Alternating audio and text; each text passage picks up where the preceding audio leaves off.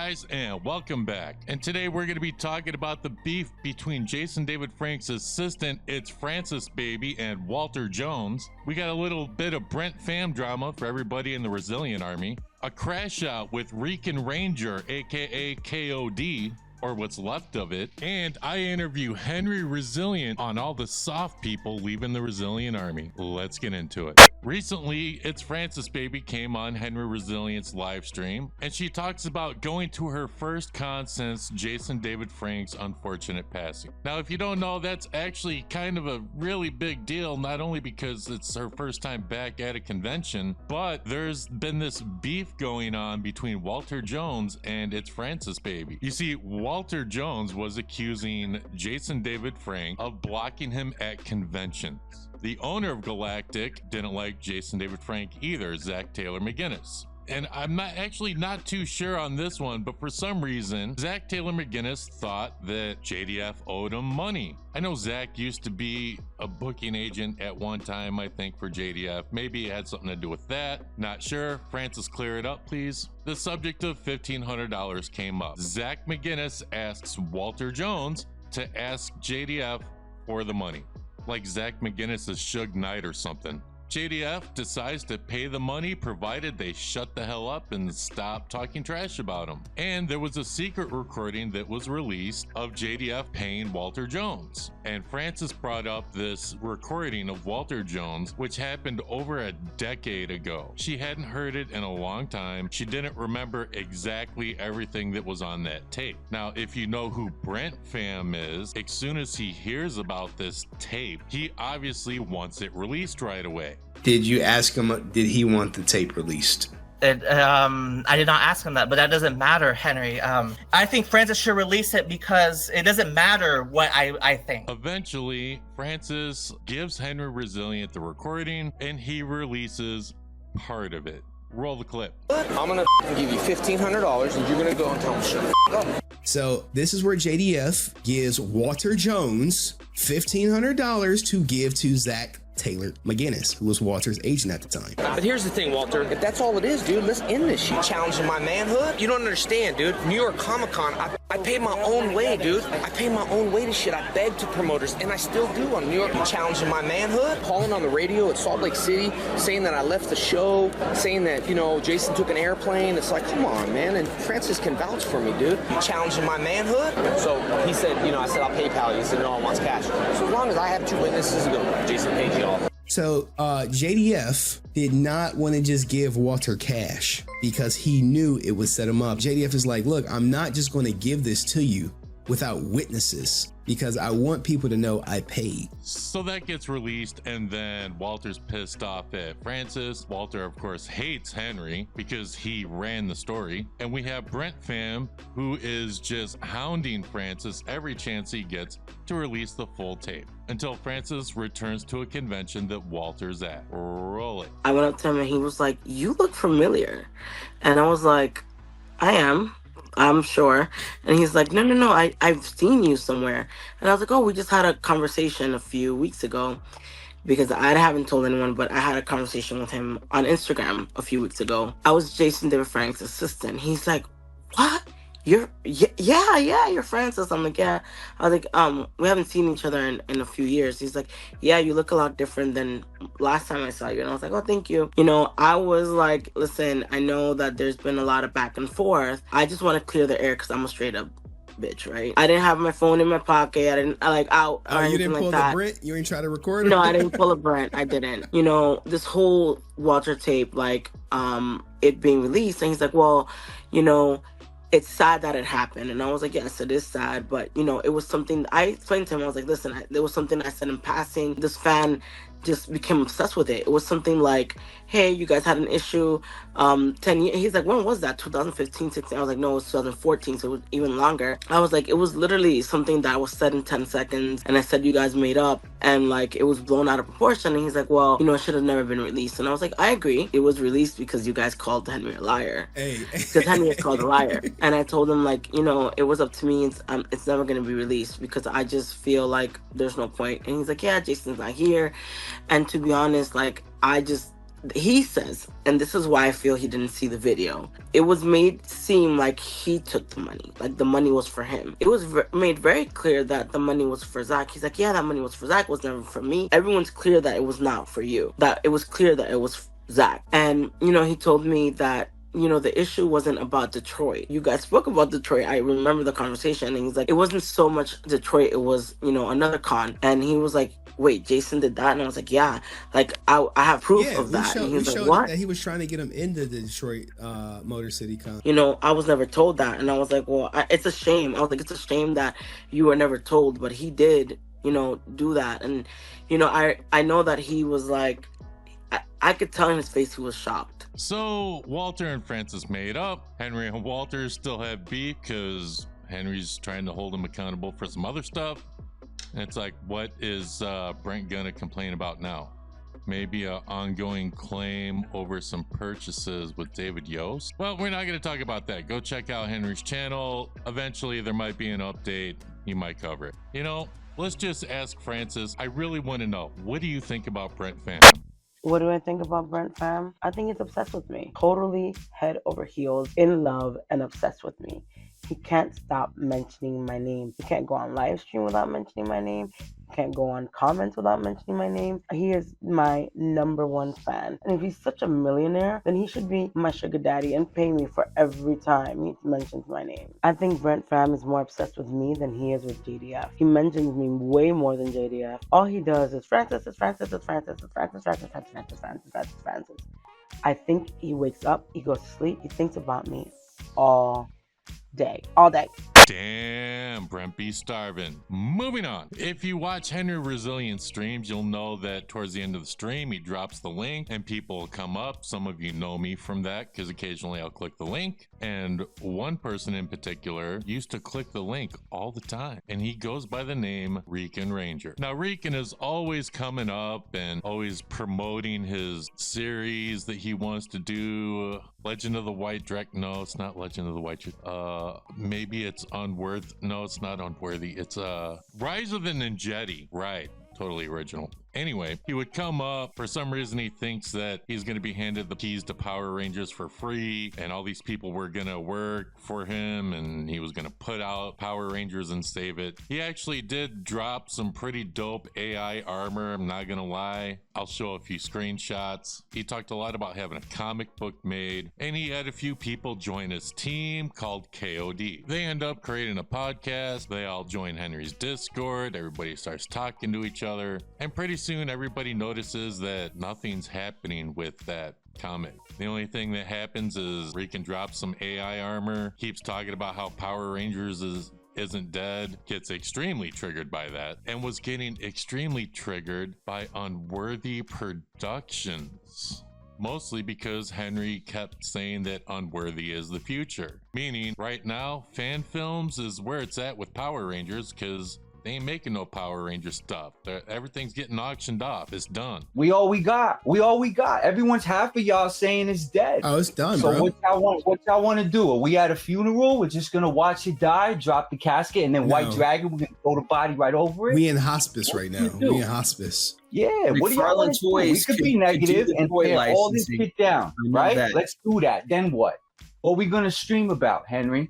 What franchise you know what I mean? Like, if Power Rangers dies, is that what y'all want? Like, I'm confused on this channel sometimes. Like, here, Rican, let me unconfuse you. Henry does cover Power Ranger stuff, but he covers Twitch drama and Twitch news and influencer stuff. Power Rangers goes away.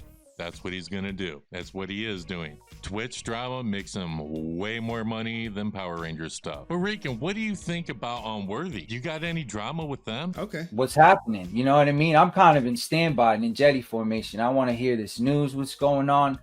You know, I'm copywriting stuff because we got some thievery out here, you know, so it's... Whoa. You wanna announce the thievery or you want to keep it I'm low? trying to be on some WWE shit out here, you know what I'm saying? Together we rise. I just want to know what's going on. My crew's been trying to reach out for a while, and I know you're the mighty Unworthy, but, you know... Thievery. He actually thought that Unworthy was stealing his Rise of the Ninjetti stuff. Rican, who do you think you are? Aaron from Bat in the Sun? But Rican, what did you think about Unworthy at that time? You are bugging. Unworthy's not the future of shit, bro. And that's pretty much what he kept saying over and over about Unworthy. He kept reaching out to them. They wouldn't respond to him until Henry Resilient sent Unworthy a message and got him hooked up so that they could do an interview. And all of a sudden, his views just completely changed. We got Rican Ranger, you guys know him, ready to represent, and we've got the man himself, Unworthy Productions, here live, Jordan representing. We're so excited. We're glad to have him here. So let's get started. You know what time it is. Yep. For Rican, it's time to waffle. But moving on from that, so I mentioned that Rican and myself and a lot of other people that watch Henry's stream and a lot of people that hate watch his stream are in Henry's Discord. There's Power Ranger tabs and Juicer tabs. If you know, you know. I barely know. But anyways, I spend my time in Ranger tab and we all joke around with each other. We'll troll each other, make fun of each other a little bit, whatever. And some people just are too soft. Henry Cord is not for everyone. If you can't take a little bit of jokes, you probably shouldn't be in there. If you can't take criticism, you shouldn't even be on social media. So one day I was in Henry Cord and all of a sudden I saw Rican crashing out in Discord and going off on someone. So naturally I respond. Somebody took an image of Rican from his Instagram and photoshopped something funny. Well, everybody thought it was funny except him, and well, you'll see. Nah, I don't know how I feel about you touching my IG photos to laugh at me. My hand might do a Drew Danger. If we ever meet, why you hiding? I'm not Brent, and Sky is who you should be trolling, playboy. I'm not making fun of you for anything but making memes, and you and Sky. Nothing less, nothing more. I'm not touching any other personal post because I have a line, and I ain't crossing that. Where I come from, disrespect is disrespect. There's lines. That's all I know. We are all having fun, but I'm telling you now, so if you do cross there, will be no talking. We cool. This is just an Ninjetti disclaimer. Exactly, you want to do this YouTube stuff, doing interviews, and you want to do all this other stuff, you better have some thick skin. You can't get butthurt over stuff. Everybody trolls each other in here, and you know that. Chill. I think that's a good statement and some solid advice. Here's one of the edited memes of Rican. The other one is calling me Henry's bitch. That's all I see. And? Exactly. How should I respond to that, Dust? You handle it just like that, man. I mean, I'll insert some screenshots of people memeing me. Look how much I care. Like, I don't. I actually think I look pretty beautiful in some of them. But let's move on. I can handle it, Dust. I'm just saying, like you guys share all the time how I feel in response to what's happening to me. We don't care about YouTube, the internet, and fan film. This is a step in this journey which is now bigger than this cord. The internet is the Wild West, but a tool for people like me. We don't condone keyboard warriors, cornballs, ever. What are you talking about, we? Everybody in this Discord is fine except you. You obviously can't handle a little bit of trolling. You can't handle criticism. And if you're bigger than the internet, what the hell are you even doing here on this Discord? You would not have even gotten the Unworthy interview if it wasn't for Henry, who is an influencer. I think more solid advice, but hey, what do I know? Wait, what's that sound? What's happening? The cult leader's here. Hit the deck. Yo, what's up now, partner? This has to be the softest stuff I have seen and written by a grown man. If you can't take criticism or pushback, get off the internet. If the cord is not what you want, leave. Trying to red herring self-deletion because people are skeptical or don't believe your Rise of the Ninjetti is going to come to fruition is even softer. Like you said, your movie is 4 years out. By then, people will care. If anyone says something here that discourages you to promote such an emotional response, you have bigger problems. As Brent would say, this is soft behavior. Brent tougher than most of the people here, and it's looking like you.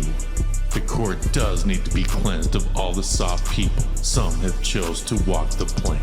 Everybody down, shots fired!